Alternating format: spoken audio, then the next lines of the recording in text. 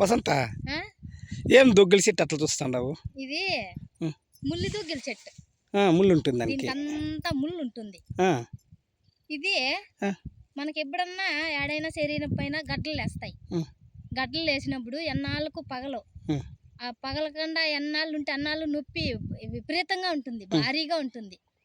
అప్పుడు దీనికి కట్టి, ఈ కట్టి ఉంది కదా, దీన్ని కొంచెం కొట్టుకొని పిచ్చిలు పిచ్చిలు చేసి స్టవ్ మీద బాండ్లీ పెట్టి దాంట్లో బాగా నిప్పులు అయిపోయేంత వరకు ఎంచల్ల. బాండ్లీలోనే అట్లే ఎంచుతా అంటే నిప్పులు అయిపోయి బొగ్గులు అయిపోతాయి.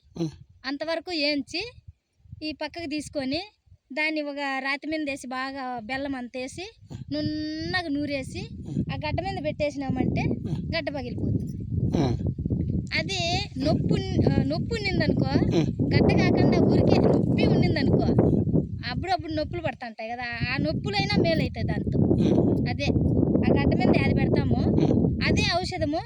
ఆ నొప్పి మీద ఇట్లా పూసేసినా కానీ ఇట్లా పట్టు వేసేసినామంటే నొప్పి ఆటి వరకు ఉంటే ఆటి వరకు ఇట్లా పట్టు వేసేసినామంటే బాగా బిగదీసేసి నొప్పి తగ్గిపోతుంది. నొప్పికి రంధ్రం పడేదానికి బెల్లం వేసేది లేదా? అట్లా వేసేసేది ఉత్తదే రాకే రంగలిచ్చేదను, దాన్ని పెట్టేసినప్పుడు ఎట్లా రంధ్రం. అయితే నొప్పికి అయితే బెల్లం వేసి పట్టేయాలి, బొగ్గులు అది వేసి అది ఇది నూరి పట్టేయాల. ఈ ఆకు తాలింపు చేసుకోవచ్చు, బాగుంటుంది, పప్పు చేసుకోవచ్చు, కానీ పెరికేదానికి కష్టం. ఇది ముల్లి దొగ్గిల కూర అంటే దీని పెద్దవాళ్ళు పాట పాడతాండ్రి, ముల్లి దొగ్గిల కూర కోసేదే రోత కోసేదే రోత, అగసేడి పుట్టినిల్లు చేరేదే రోత అని పాడతాండ్రి పాట. అంటే ఆడబిడ్డలు ఇసింతకు పుట్టింటికి పోకూడదు. ఏదన్నా ప్రాణాపాయము ఎక్కువ టార్చర్ ఉండే వల్ల, ఏదన్నా నోటి మాటి వల్ల ఏదన్నా కొంచెం మనసుకు నొప్పి తగిలి వెళ్ళిపోతారు కొంతమంది, అట్లా పోనే పోకూడదు. పుట్టినింటికి ఇసింతకు పోకూడదు, ఎప్పుడో ఒకసారి పోవాల.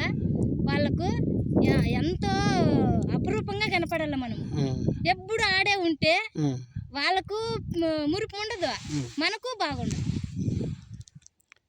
అంత పెద్ద కథ ఉంది ఈ చెట్టుకు.